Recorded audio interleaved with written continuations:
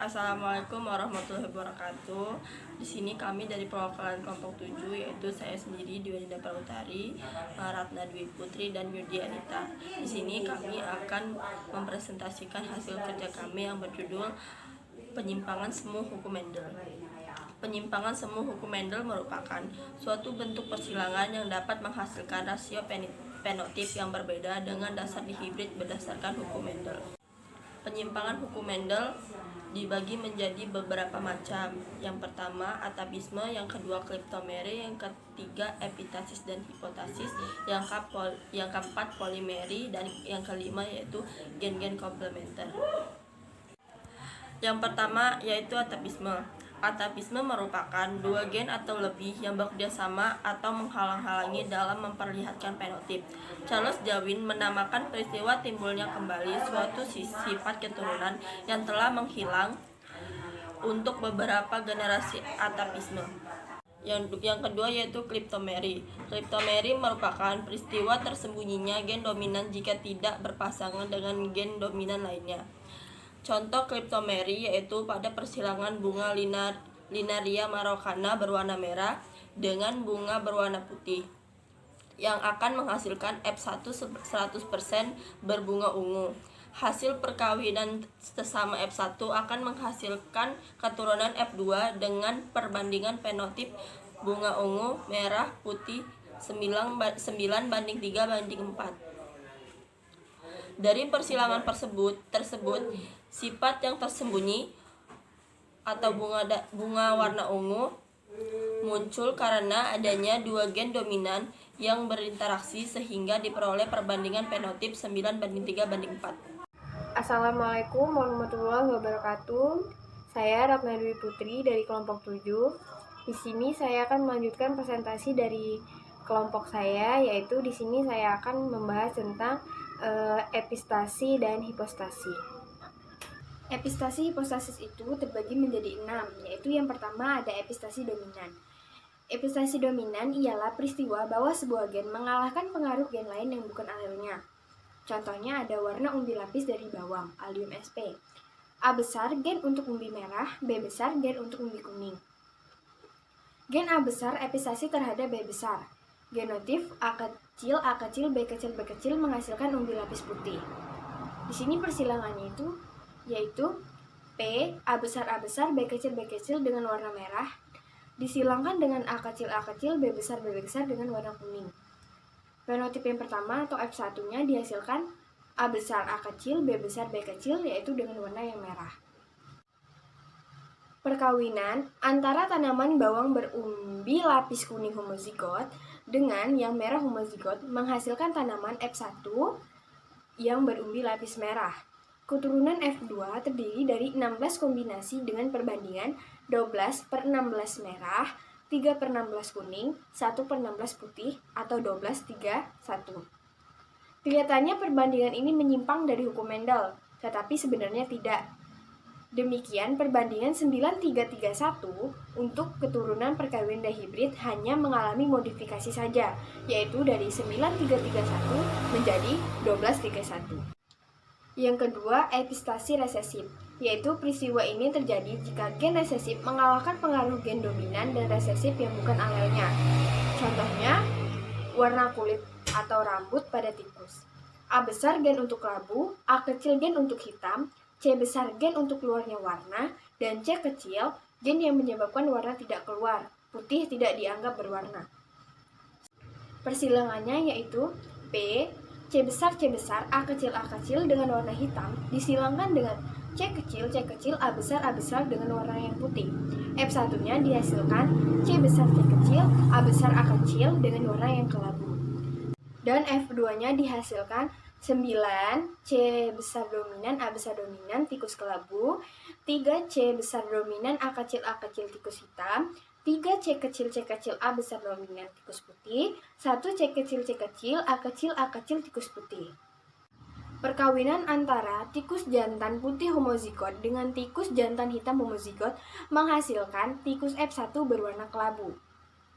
Keturunan F2 terdiri dari 16 kombinasi dengan perbandingan 9/16 kelabu, 3/16 hitam, 4/16 putih, atau 934. Jadi, pada contoh ini, maka C kecil epistasi terhadap A besar dan A kecil. Gen A seharusnya kelabu, tetapi C kecil mengalahkan baik gen A besar maupun A kecil sehingga warna tidak keluar. Yang ketiga, epistasi dominan dan resesif, yaitu peristiwa suatu gen menghambat ekspresi fenotip yang disebabkan oleh gen mutan yang bukan alelnya. Contoh ayam pada negeri. C besar, gen yang menghasilkan warna, dan C kecil, gen yang tidak menghasilkan warna. Ayam menjadi putih, sebab putih itu tidak berwarna. I besar, gen yang menghalang-halangi keluarnya warna. Gen ini disebut juga dengan gen penghalang atau inhibitor. I kecil, gen yang tidak menghalang-halangi keluarnya warna.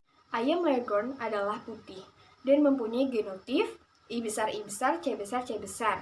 Ayam White Silky putih pula mempunyai genotip I kecil, C kecil. Bila dua ekor ini dikawinkan, maka semua ayam F1 putih atau tidak berwarna. Suatu hal yang tidak mengherankan, karena kedua induknya putih.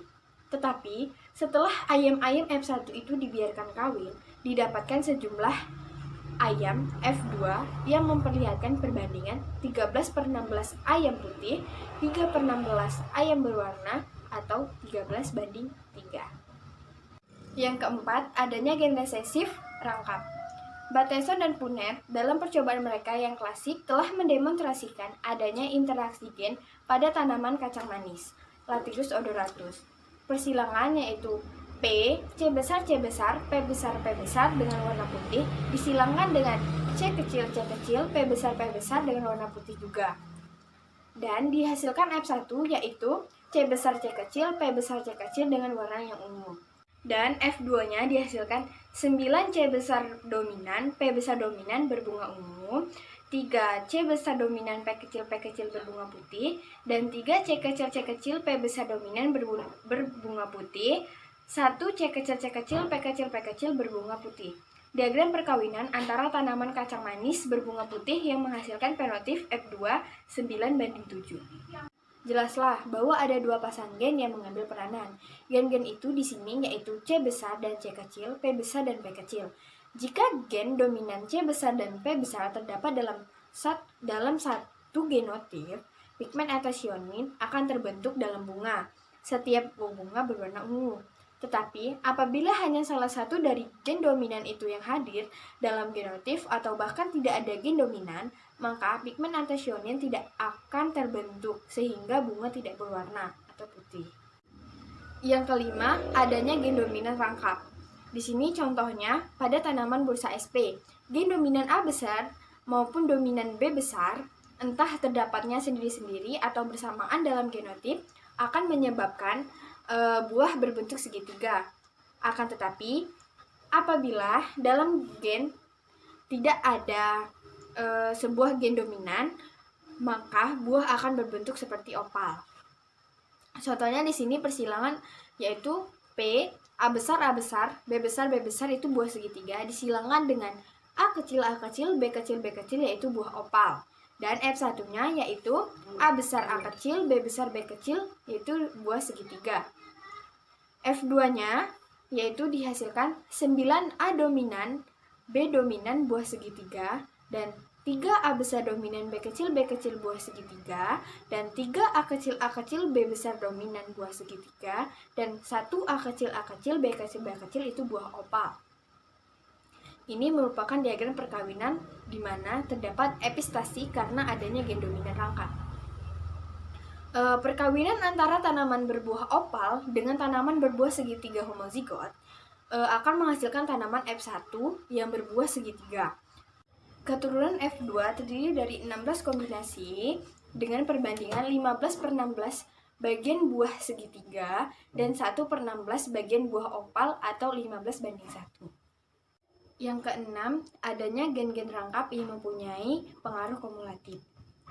Miyake dan Imai menemukan bahwa pada tanaman gandum terdapat buah yang kulitnya berwarna ungu tua, ungu, dan putih. Yang keenam, adanya gen-gen rangkap yang mempunyai pengaruh kumulatif. Di sini, Miyake dan Imai menemukan bahwa pada tanaman gandum terdapat buah yang kulitnya berwarna ungu tua, ungu dan putih.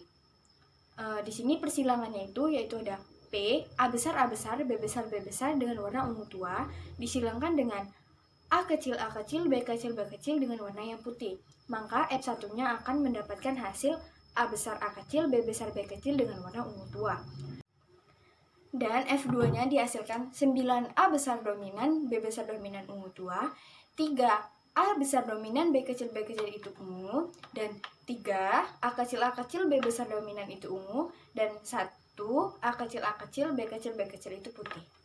Di sini menurunnya gen-gen rangkap yang mempunyai pengaruh kumulatif. Jika gen dominan A besar dan B besar berada dalam satu genotip bersama-sama, maka akan menghasilkan buah yang berkulit ungu tua.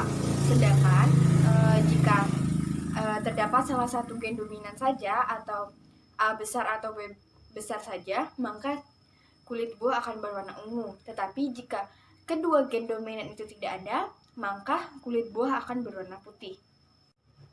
Apabila tanaman yang kulit buahnya putih dikawinkan dengan buah yang kulitnya berwarna ungu tua homozigot, maka semua tanaman F1 akan menghasilkan buah yang berkulit ungu. Nah, keturunan F2 memisah dengan perbandingan 9/16 ungu tua dan 6/16 ungu dan 1/16 putih atau dengan 9:6:1. Selanjutnya akan dilanjutkan oleh teman saya. Assalamualaikum warahmatullahi wabarakatuh. Saya Yudi Anita, pemateri ketiga. Di sini saya akan melanjutkan materi mengenai polimeri dan gen-gen komplementer. Materi yang pertama yaitu polimeri. Polimeri adalah interaksi antara gen yang bersifat kumulatif atau saling menambah. Jadi, gen-gen tersebut saling berinteraksi untuk mempengaruhi dan menghasilkan keturunan yang sama. Nah, contoh dari polimeri ini seperti gandum berbiji merah yang memiliki dua gen yaitu M besar 1 dan M besar 2. Sehingga apabila kedua gen tersebut bertemu, maka ekspresi warna akan semakin kuat. Nah, langsung saja kita ke pembahasan. Nah, untuk pembahasannya di sini fenotipnya yaitu biji gandum merah disilangkan dengan biji gandum putih, di mana genotipnya untuk biji gandum merah lebih dominan dan untuk biji gandum putih dia resesif. Dan menghasilkan gamet seperti ini untuk biji gandum merah dan ini untuk biji gandum putih. Nah, F1 yang dihasilkan yaitu biji gandum merah. Nah, mengapa F1 yang dihasilkan ini biji gandum merah? Karena ada gen dominan. Nah, selanjutnya kita mencari F2 dengan menyilangkan F1 dengan F1. Dan ini genotipnya. Nah, gamet yang dihasilkannya seperti ini. Selanjutnya, kita masukkan gamet dalam tabel yang vertikal untuk gamet betina dan yang horizontal untuk gamet jantan. Karena sudah sama, langsung saja disilangkan. Dan ini hasilnya. Nah, mengapa ada satu yang berwarna putih pada tabel tersebut? Karena tidak ada gen yang dominan, sedangkan yang lain berwarna merah. Ada yang merah tua, merah sedang, dan merah muda sekali. Karena ada gen yang dominan. Tetapi perlu diingat, ciri dari polimeri yaitu semakin banyak gen yang dominan, maka karakternya semakin kuat.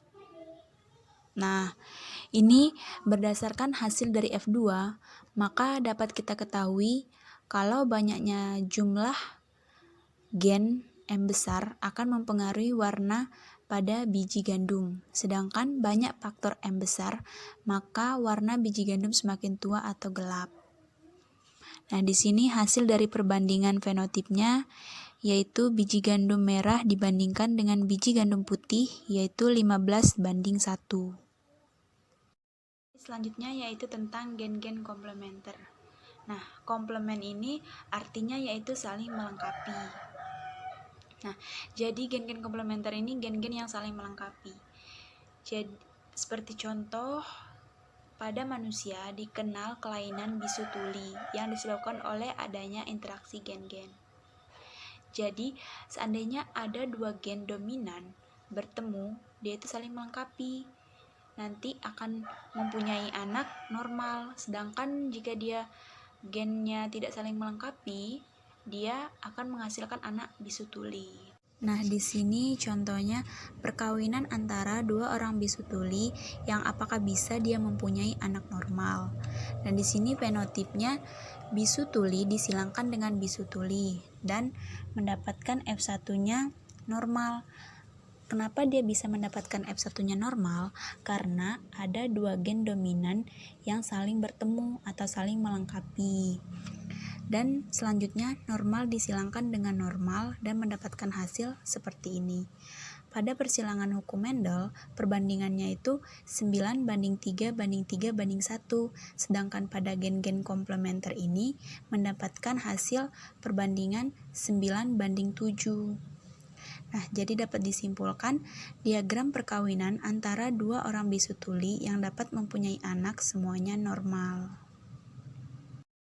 Sekian penyampaian materi dari kelompok kami. Kami mohon maaf apabila ada kesalahan dalam penyampaian kami. Kepada Allah kami mohon ampun. Saya akhiri. Wabillahi taufiq wal hidayah. Wassalamualaikum warahmatullahi wabarakatuh.